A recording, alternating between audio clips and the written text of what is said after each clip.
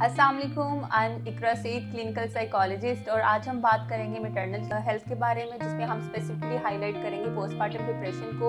और हम देखेंगे कि किस तरह से पोस्टपार्टम डिप्रेशन डिफरेंट है फ्रॉम बेबी ब्लूज। बिकॉज जब बेबी की बर्थ होती है तो मोस्टली जो फीमेल्स होती हैं उनका मूड बहुत लो रहता है और बहुत सारे ऐसे मेंटल हेल्थ इश्यूज फेस वो करती हैं जिनको इतना एड्रेस नहीं किया जाता और कहा जाता है कि ये एक एवरी चीज़ है जो हर मदर फेस करती है। बट समटाइम्स वो उसकी इंटेंसिटी इतनी ज़्यादा होती है कि it become very difficult for mother to handle it. तो आज हम देखेंगे कि पोस्टपार्टम डिप्रेशन और बेबी ब्लूज किस तरह से डिफरेंट हैं और कौन से ऐसे फैक्टर्स हैं कंट्रीब्यूटिंग जो डिप्रेशन को कॉज करते हैं मदर्स के अंदर, और उनको किस तरह से हम ठीक कर सकते हैं या उसकी प्रिकॉशंस कैसे कर सकते हैं। उसके लिए हमारे साथ आज मौजूद हैं डॉक्टर अरूल चर्चल।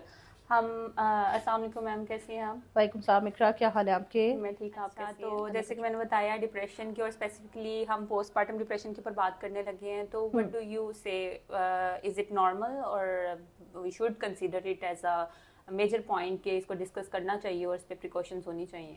जी, सबसे पहले आपने बड़ी अच्छी बात की कि पोस्टपार्टम और बेबी ब्लूज़ में क्या डिफरेंस है। जहाँ तक आपने बात की पोस्टपार्टम और बेबी ब्लूज़ की, तो इसमें ज़रूरत है कि पहले हम इसको डिफ्रेंशिएट करें। बिल्कुल। जहाँ तक बेबी ब्लूज़ की बात है, तो आफ्टर डिलीवरी जो 2 वीक्स का जो ड्यूरेशन है, उसमें ये बड़ा नॉर्मल है कि मदर को मतलब बहुत स्ट्रेस आउट होगी, उसके मूड स्विंग्स होंगे, इरिटेबिलिटी बहुत होती है मदर्स को, और इस तरह के रिएक्शंस आते हैं जो कि सब कहते हैं कि हार्मोनल इम्बैलेंसेस हैं, तो इस वजह से ये रिएक्शंस आ रहे हैं। लेकिन ये रिएक्शंस अगर मदर 2 वीक के बाद तक भी देती रहती हैं, तो इसका मतलब ये है कि यह बेबी ब्लूज नहीं है। ठीक है, अब इसको सीरियस कंसर्न पे एड्रेस करना चाहिए। और पोस्टपार्टम पे जब हम बात करते हैं, क्योंकि ये प्रिटी मच एविडेंट है, आपको नाम से पता चल रहा है कि it's a postpartum depression. Baby की बर्थ हो गई है और उसके बाद के जो लेडी है, उसके जो मदर है, उसके जो फीचर्स आ रहे हैं, उसके जो सिम्टम्स आ रहे हैं, हम उसको कैटेगराइज करते हैं पोस्टपार्टम डिप्रेशन पे। और अगर 2 वीक से ज़्यादा ड्यूरेशन चली जाती है तो हम कहते हैं कि इसे पोस्टपार्टम डिप्रेशन। अब बात यह है कि इसमें होता क्या है। तो सबसे इम्पॉर्टेंट जो इसमें है कि बंदी को, जो बच्चा है उसका, वो उसको बहुत बुरा लग रहा होता है। ठीक है, वो कनेक्शन नहीं कर पाती, वो बच्चे से बॉन्ड नहीं कर पाती। और आप ये देखिए कि एकदम से एंगर आउटबर्स्ट भी आते हैं और आपको रोना भी आता है। जो फ्रीक्वेंट क्राइंग स्पेल्स हैं वो बहुत ज़्यादा एक्सपीरियंस करती है मदर, और उस वजह से वो एक कांस्टेंट मूड में जाती हैं। बिल्कुल।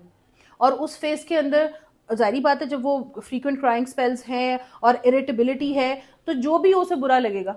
और बच्चा, क्योंकि प्राइम इंपॉर्टेंस है अभी सबके लिए कि मदर जो है वो सबसे ज़्यादा प्रायोरिटी बेबी को दे, उस वजह से फीमेल्स जो हैं वो ज़्यादा टारगेट पे आती हैं कि ये अपने बच्चे की केयर नहीं कर रही, या इसको बच्चा चाहिए नहीं था, या इसको संभालना नहीं आ रहा। सो दिस काइंड अपना कोई कसूर नहीं है, बिकॉज वो एक हार्मोनल इम्बैलेंस भी है और वो उस फेज से गुजर रही हैं। सो इनका अपना कोई फॉल्ट नहीं। बिल्कुल, ऐसे स्टेटमेंट्स तो इवन उनकी कंडीशन को मजीद वर्स कर देती बिल्कुल हैं। ऐसे ही। तो मैम, क्या कोई बायोलॉजिकल फैक्टर्स होते हैं, कोई और कंट्रीब्यूटिंग फैक्टर्स हैं जो इसको को इन्हांस करते हैं, इस डिसऑर्डर को या इस प्रॉब्लम को?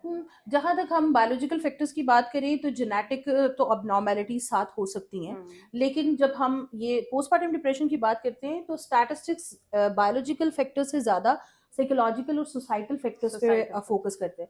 और जब आपके कल्चर में, आपकी सोसाइटल नॉर्म्स के अंदर ऐसी चीज़ें हैं जिनकी वजह से फीमेल्स जो हैं वो पोस्टपार्टम डिप्रेशन फील कर रही हैं। जैसे सबसे इंपॉर्टेंट उसमें देखें, द मोमेंट बेबी डिलीवर हुआ है, तो हमारे कल्चर में ये प्रैक्टिस है कि उसको अपनी माँ की तरफ छोड़ आते हैं। बिल्कुल। ठीक है, फीमेल को। अब सबसे इंपॉर्टेंट बात ये है कि पोस्टपार्टम के फेज में बंदी की रिकवरी मिनिमाइज हो जाती है अगर वो अपने पार्टनर के साथ नहीं है। जो पार्टनर की सपोर्ट है और उनकी जो इंकरेजमेंट और उनके उस टाइम पे जो रिमार्क्स मिलते हैं एक फीमेल को, वो उनके लिए एक बूस्टिंग इफेक्ट होते हैं। मतलब वो उनको मोटिवेट कर रहे हैं कि उनको रियलाइज हो कि उनकी एक फैमिली बन गई है। ठीक है, और उन्होंने ड्यू कैसे उसको मैनेज करना है, और वो खुश हैं तीनों आपस में। रात दिन के हमारे यहाँ पे होता है कि डिलीवरी हुई है तो बंदी को माँ के पास छोड़ाओ। ठीक है, तो ये ससुराल के पॉइंट ऑफ व्यू से भी, और अगर ऐसा हस्बैंड भी करते हैं, तो ये सबसे ज्यादा अलार्मिंग साइन है कि बंदी पोस्टपार्टम के अंदर चली जाएगी।